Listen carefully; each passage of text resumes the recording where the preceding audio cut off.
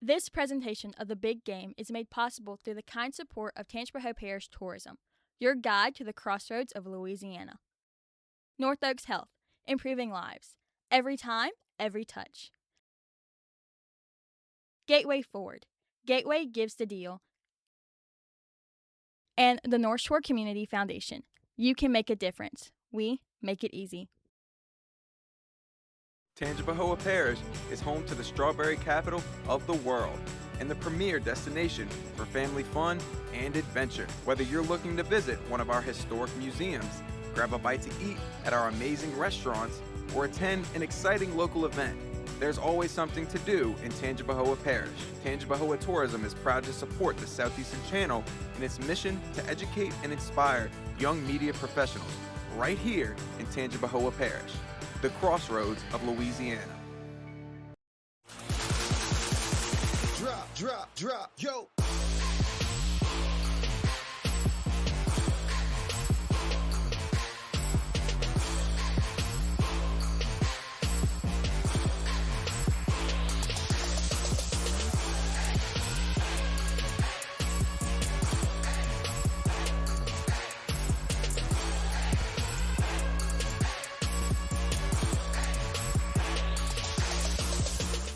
I think this is a great place to live, a great place to raise a family.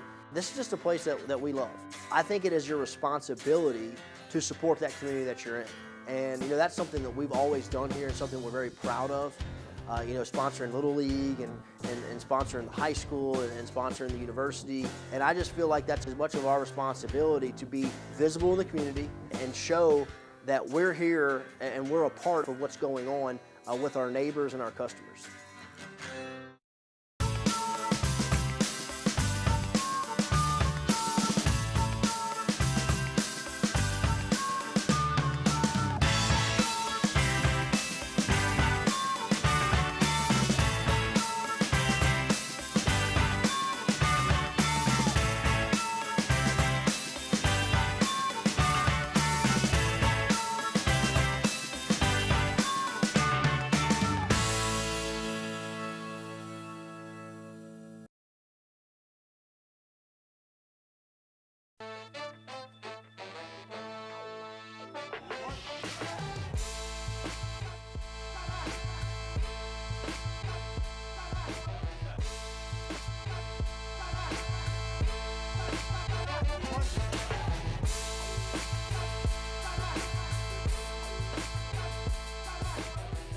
Hi everyone and welcome to TBG. I'm Jules Dormain alongside Lucas Hill, and for this episode we'll be looking at the end of the regular season for Lady Lions softball. We'll also check in and see how the Lions baseball team has been performing as the conference tournament approaches. But first, we'll recap the Sandy Lions beach volleyball's historic season. After a slow start to their season, the Sandy Lions finished with a 4-2 record in conference play. The beach volleyball team ended the season with a 17-16 overall record after falling to number 1 Corpus Christi in the conference tournament. Those Islanders would go on to sweep HCU 3-0 in the championship series. Coach Barbier and his Lions have been on a roll this season. After posting wins against 2 nationally ranked teams, Oklahoma and Southern Miss, the Lions brought that momentum into conference play. Right now, the Lions have only lost 1 conference series and are 18-9 in Southland play, and I have more on their most recent series against the Lamar Cardinals. Coming off of a tough loss on the road against in-state foe LSU, the Lions traveled out to Beaumont, Texas to take on the Lamar Cardinals, a game which determined first place in the Southland Conference baseball standings, and boy, did we get a series. Game 1 saw Nick Toops, the team leader in strikeouts, get the start, and he would pitch 5.2 and give up just 2 runs and strike out 8 batters, as the Lions' bats would also come to play as Connor Cuff, Alex Perry, and Ben Robichaux all went yard in Game 1, that the Lions were able to take down Lamar 6-2 in the afternoon game. The evening game saw ace Blake Lovell take the mound as he went a complete game and had his best game of the season giving up just 3 hits, no runs, and striking out 5 as the Lions run-ruled Lamar 10-0 on 11 hits and took the series and a chance to sweep come Sunday afternoon. But Lamar's ace Travis Lutz shut the door on that, going 8 innings, giving up just 5 hits and 2 earned runs and striking out 6, going 108 pitches as Lamar would take down the Lions for Game 3 and an 8-2 decision. The Lions' magic number is now 2 to repeat as the regular season champion. Any combination of a Lion win or a Lamar loss, totaling 2, will clinch the title for Southeastern, making this weekend's matchup against Nichols a winner-take-all for the Lions to repeat as Southland Conference champions. Reporting for TBG, I'm Lucas Hill. Sticking on the diamond, Southeastern softball team clinched the Southland regular season title for the first time in school history. With that, the conference tournament yet again returned to Hammond. Could Coach Freeman and his Lady Lions continue their dominance and grab their second tournament championship in a row? Here's TBG reporter Annabelle Pepitone. Southeastern's Lady Lions hosted a half of the Southland Conference Championship bracket on their home turf. Bracket play started with the Battle of the Cardinal, when Lamar University faced the University of Incarnate Word. Lamar won the game with a score of 7-5. The Lady Lions faced the Corpus Christi Islanders later that day. The Lions took on an early 2-run lead in the first. They extended that lead with 6 runs in the 4th, 5th, and 6th inning. Southeastern won that game with 8 runs and 11 hits, while the Islanders were held to only 3 hits and 0 runs for the game. Gameplay resumed with Lamar facing the Lady Lions. The Lady Lions scored in the 2nd inning with Kaylin Watson slamming an in-the-park home run. The game remained scoreless until the 5th inning, where Riley Whiteley singled to left center field, bringing Kinley McGuire home to even out the score and send it into extra innings. The Cardinals scored with a home run out to left center field off of the bat of Cicely Wyndham. The Lady Lions tried to score in the bottom of the inning, but were unsuccessful. The Lady Lions headed to the losers bracket to face UIW later that same day and won 6-4 to keep them afloat in bracket play. Southeastern scored 4 runs in the 1st inning. In the 5th, UIW put 1 run on the board. The Lions answered that run with Kaylin Watson putting up her 2nd home run of the day, allowing Sydney Schneider to score. In the 7th, UIW homered, allowing 2 runners on base to score, but Southeastern's power on the mound did not allow any more hits, resulting in a Lions win. On the 3rd day, Southeastern faced Lamar again. Lamar scored in the 4th. The Lions were able to score 1 run in the top of the 7th with a triple. The Lamar Cardinals were able to score the game-winning run in the bottom of the 8th with a well-hit single up the middle, allowing the runner on 3rd to score with the walk-off. With conference play coming to an end, the Lady Lions will not be advancing to the Southland Championship for the first time in 4 years. Lamar will travel to McNeese for that title, but the Lady Lions may not be done just yet. They have a chance to make a regional with an at-large bid due to their domination over the season. Reporting for the big game, I'm Annabelle Pepitone. We're going to take a break, but don't go anywhere. We've got NFL draft coverage, NBA basketball, and MLB updates, and more when the big game comes back.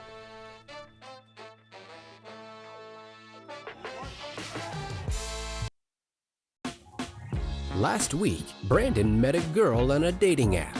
One day after work, he finally found the courage to ask her out. No answer. He started to panic.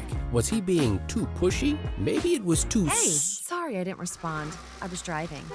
I would love to go on a date. How does tonight sound? Brandon tried to play it cool, but inside he knew. A girl so smart, so responsible. She must be a keeper. Welcome back to the big game. The MLB season is always long and strenuous, and with the summer months coming, some teams get hot while others get cold. To find out who's enjoying the heat and to figure out who needs to get out of the kitchen, TBG reporter Adam Scheck-Snyder has the story. We are 42 days into the 2026 MLB season, and the small sample size warnings are officially over, with about 24% of the season in the books. The pretending teams are fading, and the true heavyweights are heating up.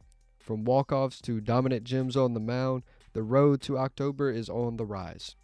In the early MVP race, young talent is in complete control for the American League.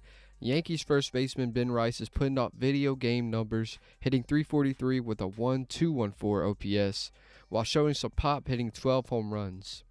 Some runners-up in the American League are Astros' Yordan Alvarez, hitting .319 with a 1.61 OPS and 12 home runs himself, and Shea Langoliers of the Las Vegas Athletics, hitting .336 with a 1,017 OPS and 10 home runs. For the National League, Atlanta Braves veteran Matt Olson is finding himself a similar start to his 2023 campaign, hitting .301 with a 1.59 OPS and a National League leading 13 home runs. A runner-up for the National League includes Mickey Moniak, a highly praised prospect that can never figure it out until now. The Colorado left fielder is hitting .324 with a 1.92 OPS and is loving the Mile High City home runs, coming right behind Matt Olson with 11 jacks, placing him second in the National League. On the mound for the American League, the Cy Young chase is all New York. Yankee starter Max Fried has done everything the organization can ask for. With a 4-1 record, he is pitching to a 2.39 ERA with a league-leading 52.2 innings pitched and 43 strikeouts. Right behind him is his teammate Ken Schiller with an American League leading 1.52 ERA with 53 strikeouts and 47.1 innings pitched, making the Yankees look like a pitching powerhouse. Along with Southeastern's own Will Warren putting up solid numbers, going 4-1 with a 3.46 ERA and 53 Ks through 41.2 innings pitched. To stray away from the Yankees' hype, Angel starter Jose Soriano is having a stellar performance this season, going 5-2 with a 1.74 ERA and 54 strikeouts through 44.1 innings pitched. For the National League, a tight race between division rivals is the story here, with Atlanta's Bryce Elder going 3-1 with a 2.02 ERA and 45 strikeouts through 49 innings pitched. With the Phillies' always reliable ace Christopher Sanchez sneaking up right behind him, going 3-2 with a 2.42 ERA and a National League leading 60 strikeouts. But you can never leave the man Shohei Ohtani out the conversation, as he is throwing to a 2-2 record with a 0.97 ERA and 42 strikeouts. Only reason he is not higher is he only thrown 37 innings of work, still impressive as he is in the race. Finally, the leaders of each division are here as follows. In the AL East, the Yankees lead a half game over in a tight race with the Rays. For the AL Central, the Guardians lead at 19-19, sitting one game above the Tigers. For the AL West, the Athletics lead at 18-18, sitting one game above Seattle. Now for the National League, in the NL East, the red-hot Atlanta Braves are sitting up top with the 8.5 game lead over the Phillies. In the Central, the also red-hot Chicago Cubs lead with a 3.5 game lead over St. Louis. Lastly, to no surprise, the LA Dodgers lead the NL West with a tight battle between the Padres, only being a half game ahead. There are still 125 games to go, and in baseball, everything can change with one swing of the bat. But as early as May, these teams and players are setting the pace. Reporting for the big game, I'm Adam Scheck-Snyder. The NFL draft has come and gone. This year, there was plenty of drama in Pittsburgh. And as the next generation of NFL stars took the stage, each of the 32 teams aimed to build their future. I have news on the Saints draft and more right here. This year's NFL draft was no different than any other. Big risers, big falls, and even bigger surprises. What was no surprise, however, was Las Vegas taking Fernando Mendoza, the Heisman winner, #1 overall. Las Vegas also may have had one of the biggest steals in the draft, with Jermod McCoy falling to them all the way in the 4th round. Southeastern had their first player drafted in a decade when Caleb Proctor heard his name called in the 4th round. Proctor was also the first FCS player off the board. Former Lion and most recently an LSU Tiger, Bauer Sharp, was also drafted. Unfortunately for Saints fans, they'll be seeing him 2 times a year as the Buccaneers scooped him up in the 6th round. For fans here in the Big Easy, the Saints had a pretty good night in Pittsburgh. Some of the biggest needs for this team were more weapons for sophomore quarterback Tyler Shuck and some D-line help. The Saints addressed both of these needs in the top 3 rounds. First, they took a wide receiver from Arizona State, Jordan Tyson, with the #8 pick. Then in the second and third round, they scooped up 2 Georgia Bulldogs with D-tackle Kristen Miller and tight end Oscar Delp. While Delp didn't produce like a true weapon in college, the flashes were there and his athleticism is off the charts. Sticking with athletes, the Saints selected Bryce Lance in the fourth, a big-bodied FCS receiver, and then Lorenzo Styles out of Ohio State in the 5th round. Styles ran a blistering 4.29 in the 40 at the combine.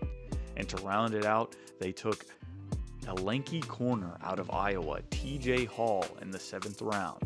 Overall, the Saints addressed their needs pretty well in the draft, but as every year, you don't know who's going to be a true breakout star or another draft bust.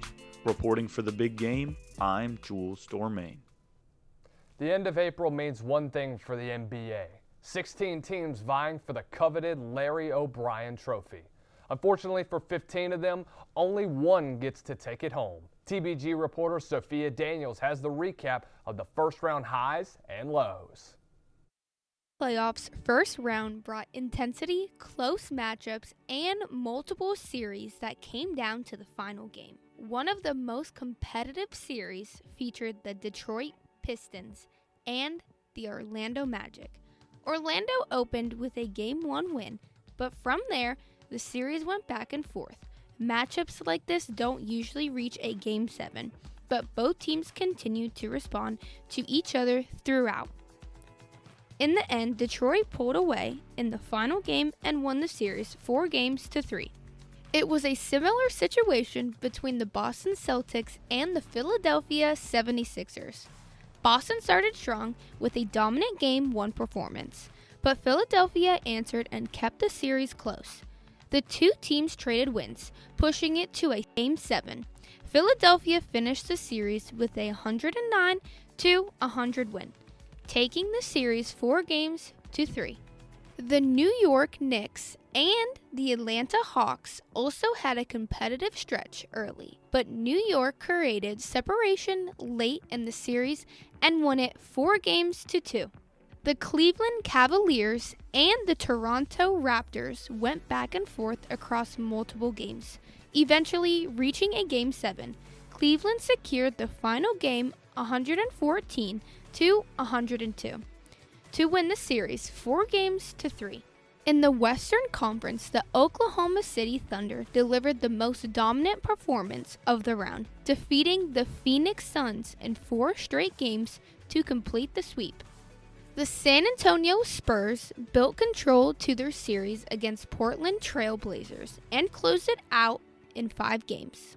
And finally, the Los Angeles Lakers finished their series against the Houston Rockets with a Game 6 win, taking the series 4-2.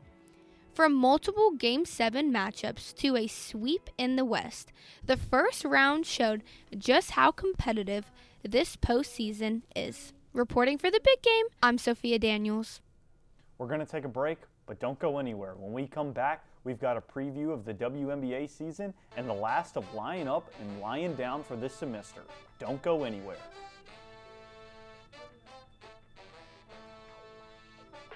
This presentation of the big game is made possible through the kind support of Tangipahoa Parish Tourism, your guide to the crossroads of Louisiana.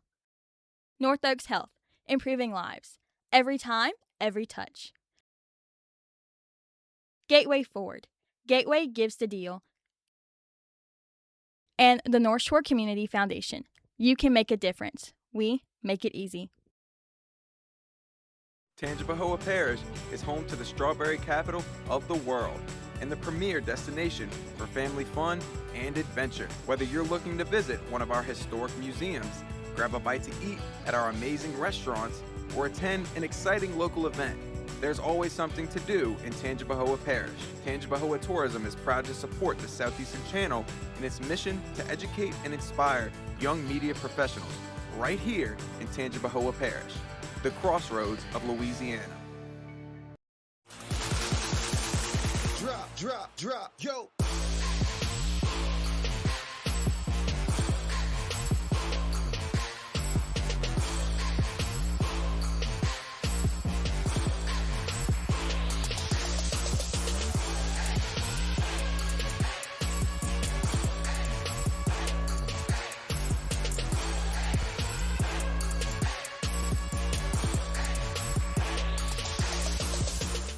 I think this is a great place to live, a great place to raise a family.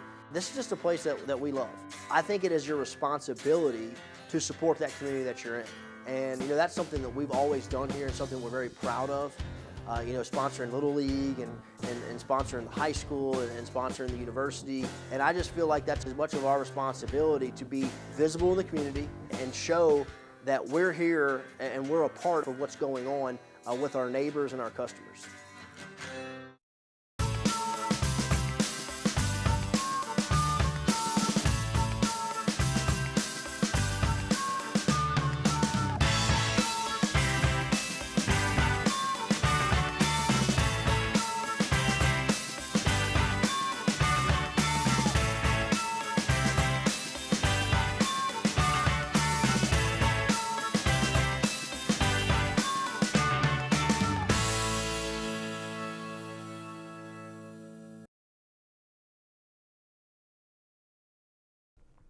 Welcome back to the big game.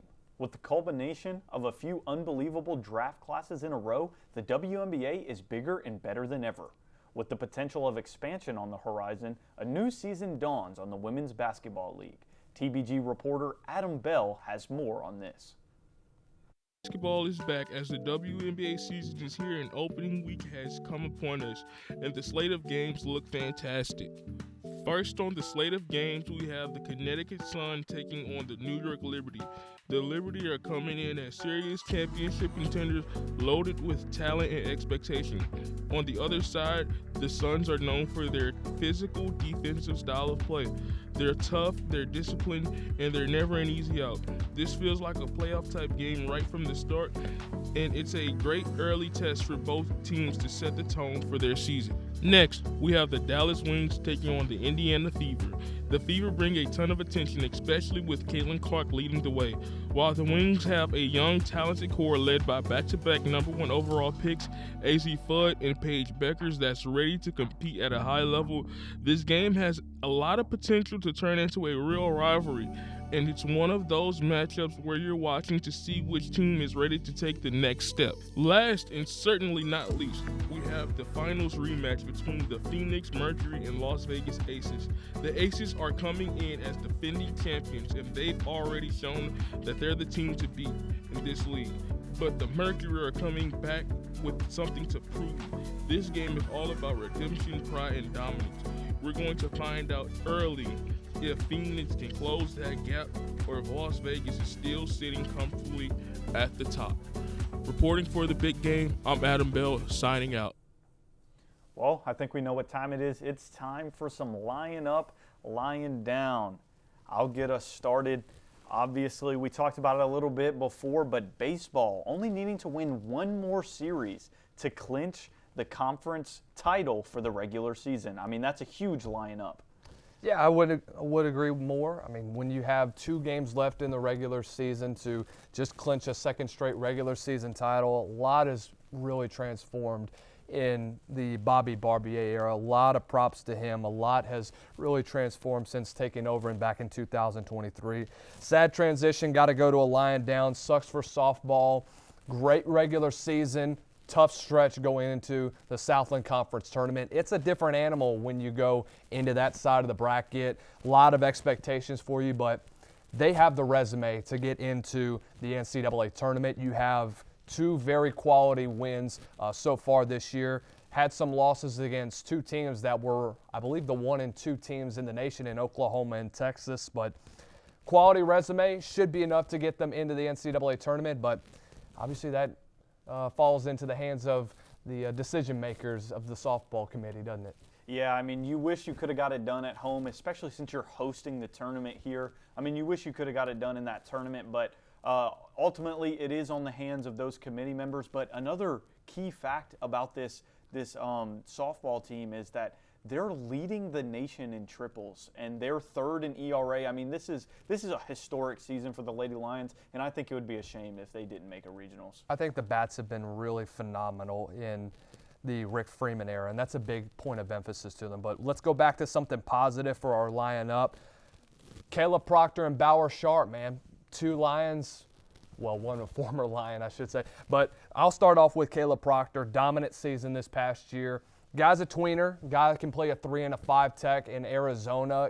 Really is going to be a very fluid defensive lineman in Arizona. I think that was a point of emphasis that the Cardinals needed to address, and I think they got one of the best defensive players in the FCS in Caleb Proctor, a guy that dominated during the postseason, really had a great Shrine Bowl and really a solid pro day and a combine to cap off what was a pretty good payday for him, if I do say so myself. Yeah, I mean, anytime Southeastern can get a guy drafted, I mean, this is the first player drafted from Southeastern since 2016. Caleb Proctor was dominant for our program, and I think, you know, out in Arizona, they've had some guys that play that in-between position. Isaiah Simmons is a notable one that I think of. Obviously, he didn't turn out great, but Buda Baker, a lot of people don't remember, he kind of played everywhere as a DB. He played corner, he played safety. You know, he played in the box. So I think that Arizona's a good spot for Caleb Proctor to land. But you mentioned my lineup is going to be for Bauer Sharp.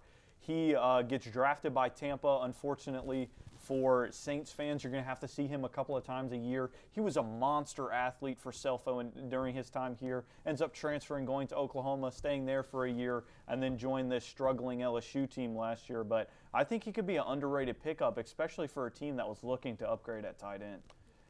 He adds depth. That's the biggest thing that Tampa Bay needed to address in this draft.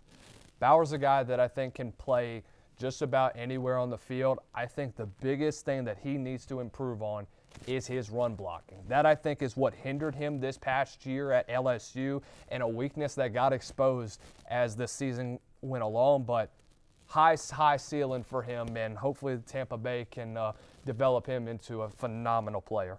Yeah, and sticking with the draft here, we're actually going to go on the fly. We're going to talk about some guys that we think that we did not like. So my next lineup is going to be for Lorenzo Styles Jr. to be drafted by the Saints. I get it. He ran really well at the Combine, but if you just look at his Ohio State tape, he just really did not look that good, in my opinion. I don't think he was a great pick. He didn't look good in coverage. He's a decent athlete, but I guess we'll see what he looks like for the Saints.